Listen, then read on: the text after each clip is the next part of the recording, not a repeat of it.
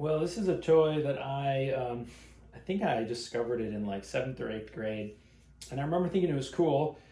Although by the time I discovered it, it was like a little bit lame for my age. I don't remember exactly what age it was, but I was thinking about it today for my children for Christmas, and I looked them up. I guess they're called Astrojax.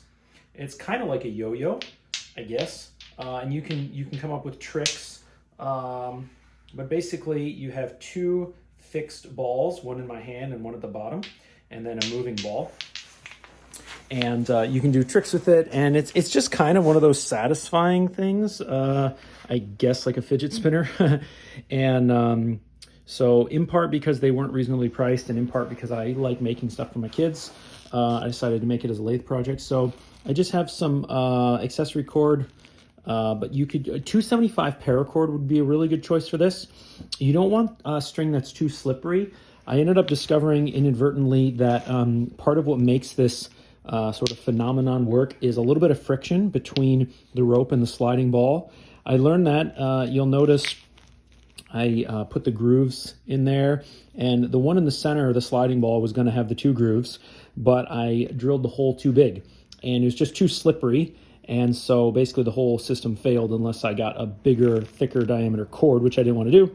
So I changed it, and I made the one that you hold, the double line, and then these two go down to the bottom. So what I found in terms of the right amount of friction, sorry, I'm getting off camera, is drill sequentially larger holes in your balls until the rope that you're using will slip through, and then maybe go one size above that for the sliding ball. Of course, you can experiment, but you can always drill a bigger hole. You can't replace the wood and go smaller. So yeah, it costs like $2 in wood, maybe even less. And making spheres on the lathe is actually very difficult. You need a lot of control if you're using like a spindle gouge, even more if you're going to use a skew, which I didn't.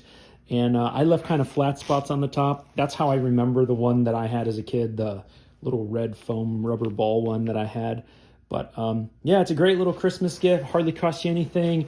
Probably took me an hour and a half. It takes quite a lot of time to hand finish the ends if you want them nice, which I had a bit of hand sanding to do. So yeah, and then basically the length that you want is, I basically had my son put his hand out, and then you don't want him hitting the ground. So I'm going to do the final sizing on Christmas morning when he opens it, and then adjust this length and cut it off. But yeah, two basically fixed balls and one sliding ball, insert joke here. Yeah, nice little Christmas gift for kids. So anyway, maybe that's a fun idea for some fathers or uncles out there, something like that, or mothers or aunts, whatever. And hope you liked it. If not, give it a thumbs down so I know. And instead, go check out a guy named Frank Howarth.